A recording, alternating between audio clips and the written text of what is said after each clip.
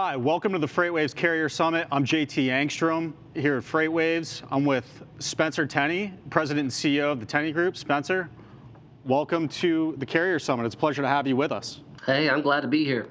I've spoken with a handful of bankers in this space over the past few months to try to gauge what's going on with respect to M&A activity interrelated to the pandemic period. And the majority of bankers I've spoken to have noted that transactional activity had sort of taken a step down, not to a full pause, but sort of decelerated. And I was very interested to hear in chatting with you ahead of this that it sounds like you've actually seen a counter-cycling of that in your target market segment. I'm interested to hear your thoughts on why that is, what's going on, what your pulse on deal flow is, and how you're perceiving the market. Yeah, happy to. I think we might have some of the same investment banking friends that we've been talking to because, going back 3 or 4 months, even some of the best folks that I know, more general in nature, but some of the top investment bankers in the country pretty much share that, hey, I don't know about you guys, but we're pencils down right now. It's total shutdown on all deal activity.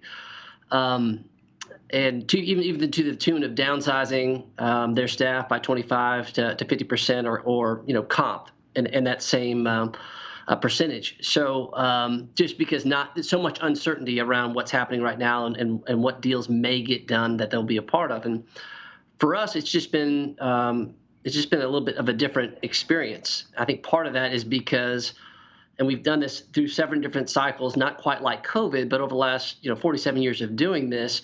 When the market compresses, for many operations, it becomes even that much more critical to find strategic solutions that allow good companies to get better, to thrive, to become more sustainable, and for other companies to figure out a way to quickly have a stepping off point that makes sense. And then we just find ourselves in a position to be much more responsive to a situation like this. What is the most frequent strategic rationale for seeking to go to market are you seeing? Is it on the buy side? Is it on the sell side? Is it to build out new competencies? Is it conversely, to raise capital due to compressed cash flows? Is it, there's a lot of different ways to cut this cookie. Are there core themes that you're seeing? There have been core themes that have been there for the last 36 months or longer. And I think what COVID has done is it has forced action of probably what should have been going on anyways. And so one of the common themes is to use acquisitions to offset rising expenses within trucking, because there's some certain expense items that no matter how good you are, no matter how much commitment that you put towards safety and your loss run records, there's still insurance that is, if you go up 30% on any given year, it might be game over for you. But in some cases you're seeing 100% increases. So I think what happened as part of COVID, they said, okay, we got to ramp this up pretty quickly because we got so much disruption, and acquisitions provide through scale a path to offset an expense item that you can't really control in some cases. So that's part of it. Another theme has been diversification. COVID has provided some extreme sensitivity to how overexposed some operations are by having all of their eggs in one basket. And so what we're seeing now is people coming to us who haven't really been that active in the M&A environment and just saying, hey, we have as far as the future is concerned, it's important for us to de-risk the business by spreading our risk across different specialties. And so we've had several instances of someone that's just been traditionally dry van, but now they're stepping into refrigerated trucking. Some folks that have been refrigerated trucking that are stepping out into intermodal. We've had, in some ways, they're just get me out of where I have 100% in one specialty, so I'm so overly exposed. And that's just been a really interesting development. And then I think the other part of it is the recognition that whether it's this crisis or whether it's just the growing expenses, people are starting to recognize to win the future, you need the top talent. And so I think more so than ever, people are saying hey, it's not just about drivers. It's not just about earnings. I need to go out and proactively seek who is the best and the brightest in this industry and create my foundation for the future based on that talent. And they're using acquisitions to go out and acquire that talent. there has been a habitual talent shortage in the management and executive ranks in the trucking space for some time now.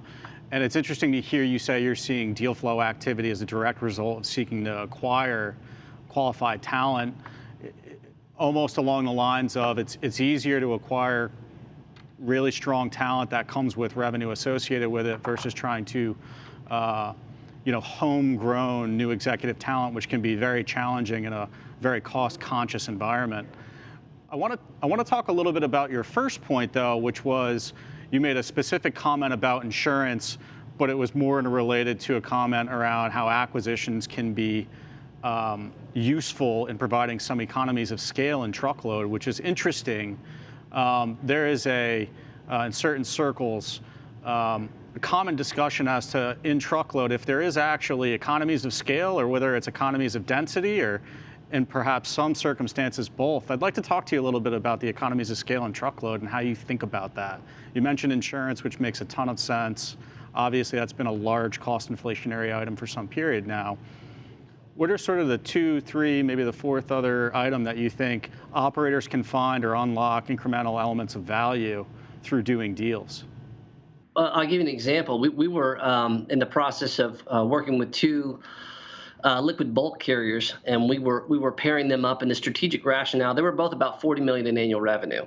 They both had pronounced insurance problems. Both were coming off. One had a 30% increase, one had a 100% increase at their most recent renewal. So the strategic rationale of doing the deal was, hey, by the combined fleets, we think we'll have a better story and be able to drive a better insurance rate as part of that. So conceptually that made sense, but we went out and during the due diligence process went out and actually shopped it. It was actually worse when we combined the two. It was actually like 100% higher. So but what we discovered through the process is that we were able to identify several other areas where we could justify the deal and then some, and offset the insurance expense through several things. One was just the elimination of duplicating terminals. It wasn't necessary. There was just a very, a fixed expense that we could do away with to do much more efficient with that. Getting greater density, reducing the overall fuel expense per mile. We could do a host of different things just in terms of eliminating mid-level management that was duplicate between the two companies. So in this situation, we were able to find, either cost reductions or synergies to the tune of about $2 million, which more than offset the increase in the insurance.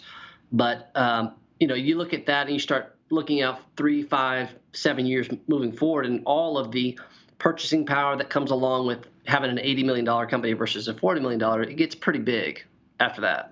Yeah, that's really interesting commentary, and I think you make a good point or caveat within that you were looking at the bulk tank sector, which in and of itself is a unique sub-segment of the broader truckload industry, and certainly there are different levers that exist in that segment around the management of capital intensity that don't necessarily exist in the dry van truckload sector, or perhaps even refrigerated.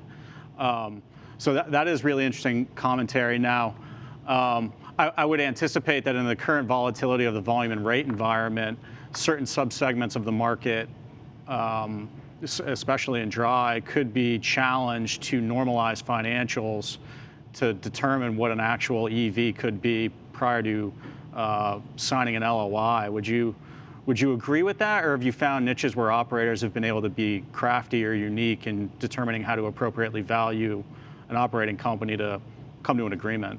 The majority of educated buyers are coming to the table, and what's interesting about COVID, ordinarily, like if you just saw a dip in earnings, I mean, it's kind of like game over. Like, we had a dip in the last quarter, like, don't like it, doesn't feel right, we're out. But because everyone has, no one has not been affected by COVID. And so what's been interesting about this, it's allowed the conversation to stay open a little bit longer, because we want to learn a little bit more. What is this situation? Is this going to be reoccurring? Is this something that will go away? And so what we're seeing in that environment, even specific to a couple of dry van deals that we're working on right now, which we kind of have a target enterprise value, but we still have to have some type of earnout to go true that out. And what's different about this environment is whereas like if you would have had a dip that maybe 6 months ago, we might have a 24 to 36 month earnout period. Well, now buyers are not necessarily asking for that because they're too experiencing something that they see as a non-reoccurring effect. And so the term of that is just like, hey, just prove this out for the next 12 months, and then you can earn the full amount of the enterprise value. But we have to work together to manage the risk between now and then.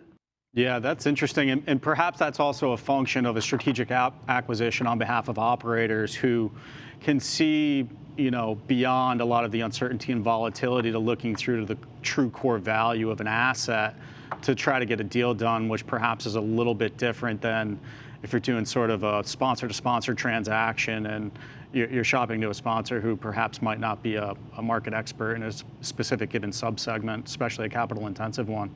I've had exactly zero participation from that profile that you just described. Right now, I mean, if they're not somewhat familiar with the nuances of trucking, they've not been an active player in the last 4 or 5 months. Makes a ton of sense. Makes a ton of sense. So I guess to that extent, and let's talk a little bit about acquisition financing. Now, are you seeing a willingness among creditors to help finance deals, or are a lot of these cash transactions or equity exchanges? How have you thought about the financing component to these acquisitions?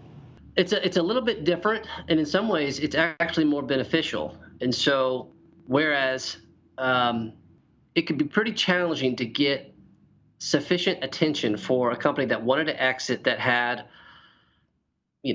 75 or like somewhere between 30 and 75 trucks. It's just there's not a significant amount of volume for them to get attention in this process. What's been different now is that your traditional cash flow lenders have not necessarily pressed pause, but they're not really actively lending on cash flow right now. So what's beneficial to us, well, now in response to that, your asset-based lenders have gotten extremely aggressive. And so for a lot of folks that are kind of in that pocket that hasn't traditionally gotten a lot of exposure, they're getting a lot more attention right now because the larger deals are a little bit tougher to piece together right now, especially when there's a significant portion of goodwill as part of the purchase price. Now, that may not be true with, if we're talking about a private equity back, they're already there, that's not really an issue. But for a large company that's just kind of getting in this space, it's going to be difficult for them to get sufficient financing for a deal that's over $100 million.